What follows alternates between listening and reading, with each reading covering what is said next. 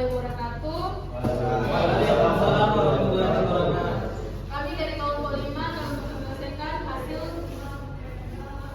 tugas kami yang berjudul kajian sistem penyaliran pada taman terbuka Kabupaten Tanah Bumbu, Provinsi Kalimantan Selatan. Pertama, perkenalkan nama saya Hidayat Nurhaliza Pasumbung dengan NIM 77. Perkenalkan nama saya Rizal Ramba dengan NIM 107. Perkenalkan nama saya Abdul Rahim dengan NIM 100 Perkenalkan nama saya Firda dengan NIM 94. Langsung saja kita masuk ke dalam materinya. Penyaliran atau drainase identik dengan pengelolaan air tanah dan air permukaan bumi yang biasanya memerlukan pengolahan yang baik agar tidak mengganggu aktivitas pembangunan, baik pada taman terbuka maupun bawah tanah. Ketika pengontrolan air menjadi bagian yang tidak terpisahkan dengan aktivitas penggalian biji atau batu bara, maka faktor-faktor yang perlu dipertimbangkan antara lain yaitu sistem pengontrolan sumur dalam atau sumur pompa, curah hujan rata-rata, air, maksimal, kualitas air, dan biaya.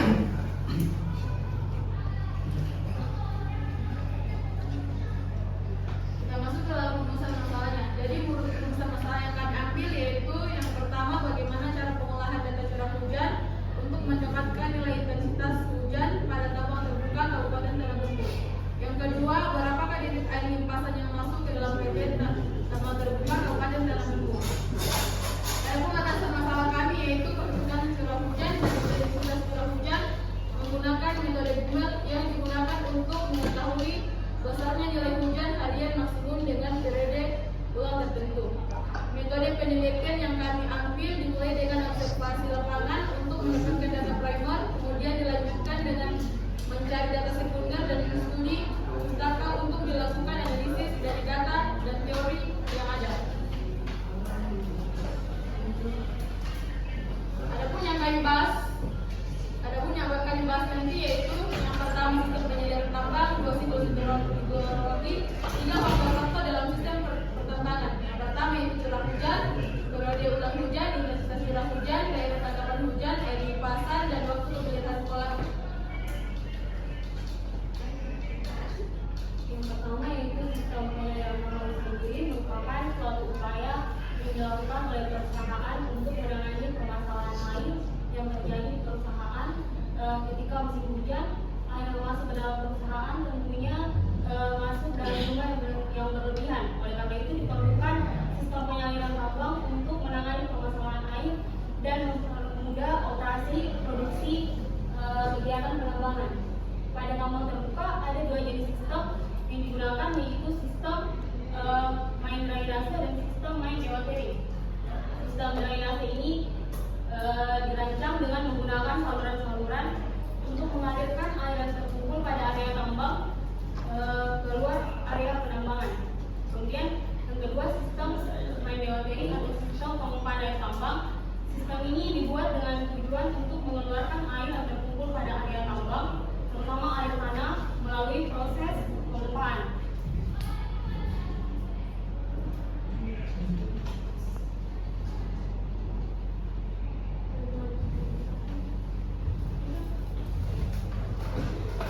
Yang ketiga, perhitungan debit limpasan.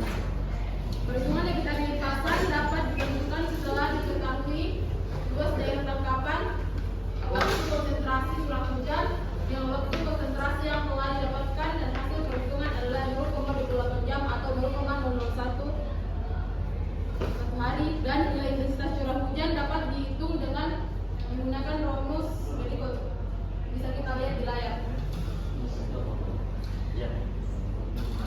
Adapun hasil yang kami dapat yaitu debit air limpasan yang akan kami masukkan ke dalam sumur sebesar 116.136 meter kubik per jam.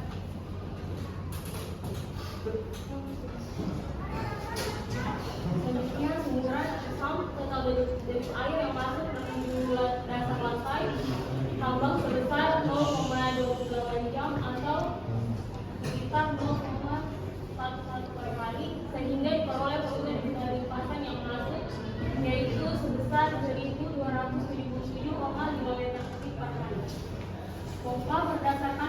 air hujan yang jatuh pada ruang ruangan tambang yang tertampung dalam saluran menggunakan pompa 1 unit dengan kapasitas debit air 80 meter per jam, maka jumlah air tambang yang dapat diatasi adalah 528 meter per jam dengan kapasitas pompa 20 meter per second.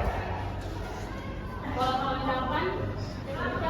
pengendapan dengan debit total yang masuk sebesar 0,25 meter kubik per detik, sedangkan untuk kecepatan pengendapan mendapat contohnya kecepatan pengendapan 4 kali 10 kurang per detik.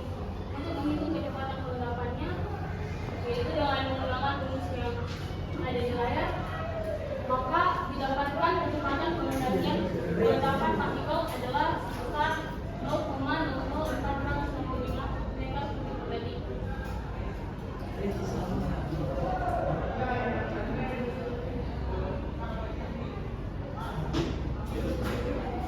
Siklus hidrologi. Siklus hidrologi berada air berbumi dalam proses alam yang berlanjut dan berputar sehingga membentuk satu siklus atau disebut dengan ulang demikian hingga air yang ada di bumi merupakan satu ketentuan yang bersifat tetap. Proses pengurangan dan pengisian kembali suatu sumber air di tempat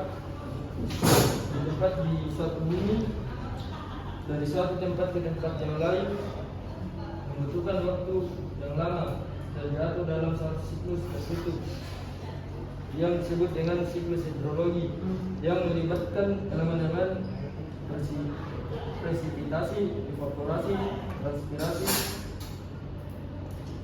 infiltrasi dan limpasan di permukaan. Baik, saya akan melanjutkan materi berikutnya, yaitu faktor-faktor dalam sistem pertambangan. Jadi faktor-faktor yang berpengaruh terhadap sistem penyerahan tambang pada tambang terbuka, yaitu yang pertama adalah curah hujan, di mana curah hujan adalah jumlah atau volume air yang jatuh pada satu satuan luas dinyatakan dalam satuan milimeter. Sumber utama air permukaan pada suatu tambang terbuka adalah air hujan. Pengamatan curah hujan dilakukan dengan alat pengukur terbuka adalah air hujan.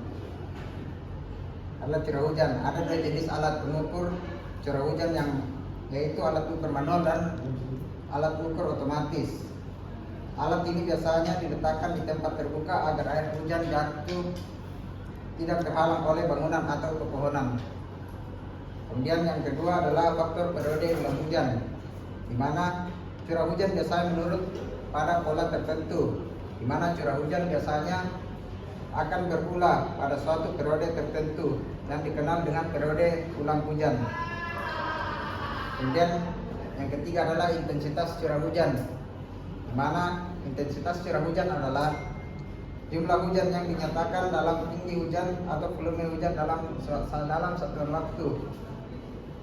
Berdasarkan tinggi rendahnya nilai intensitas hujan dapat diklasifikasikan ke dalam beberapa tingkatan yang dapat dilihat sebagai berikut yang akan saya jelaskan. Yang pertama itu adalah hujan sangat lemah dengan intensitas curah hujan lebih kecil dari 0,02. Kondisinya tanah agak basah atau dibasahi sedikit. Kemudian yang kedua, hujan lemah dengan intensitas curah hujan 0,02 sampai 0,05 dengan kondisi tanah menjadi basah semuanya. Kemudian yang ketiga, hujan normal yaitu kisaran 0,05 sampai 0,25. Kondisinya bunyi curah hujan terdengar. Kemudian yang keempat, hujan deras dengan intensitas 0,05 sampai 100 dengan kondisi air terendam di seluruh permukaan tanah dan terdengar bunyi dari genangan. Kemudian faktor yang keempat yaitu daerah tangkap hujan, di mana daerah tangkap hujan atau catchment area adalah luasnya permukaan yang apabila terjadinya hujan maka air hujan tersebut akan mengalir ke daerah yang lebih rendah menuju titik pengaliran. Yang kelima, air limpasan atau run up adalah semua air yang mengalir akibat hujan yang bergerak dari tempat yang lebih tinggi ke tempat yang lebih rendah tanpa memperhatikan asal atau jalan yang ditempuh sebelum mencapai saluran. Kemudian yang keenam adalah waktu pemeliharaan kolam, di mana waktu pemeliharaan kolam merupakan waktu yang dibutuhkan kolam sebelum pengerukan dilakukan. Waktu pemeliharaan kolam didapatkan dari perbandingan antara volume kolam pengendapan dengan volume pengendapan. Volume pengendapan didapatkan dari volume padatan yang dikalikan dari persentase pengendapan.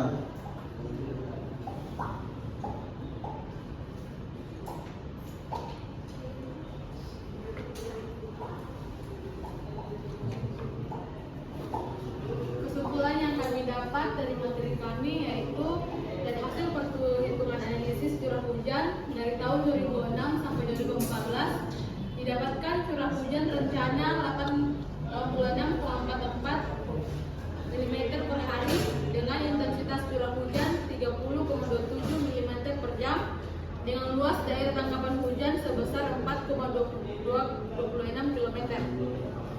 Maka didapatkan volume debit limpasan yang masuk ke sumur sebesar 1,277,5 mm per hari dan waktu konsentrasi 0,001 per hari, sehingga dapat dirancang sumuran yang dapat menampung air limpasan yang memiliki volume maksimal penampung 3,600 meter per hari yang bertujuan agar tidak meluap, dan hasil perhitungan debit limpasan yang masuk ke kolam pengendapan atau setting pond adalah 537,63 meter. Maka dirancang kolam pengendapan dengan kapasitas maksimal sebesar 900 meter dengan waktu pengerukan dan dilakukan setiap 307 hari sekali. Sekian materi kami. Ada yang perlu saya mempersilakan jika ada yang bertanya.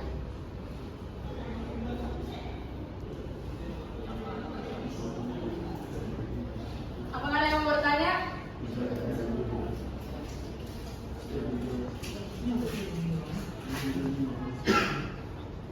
Sekira harus ada pertanyaan.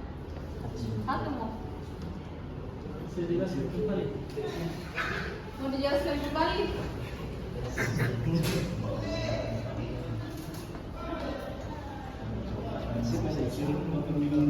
Tidak ada.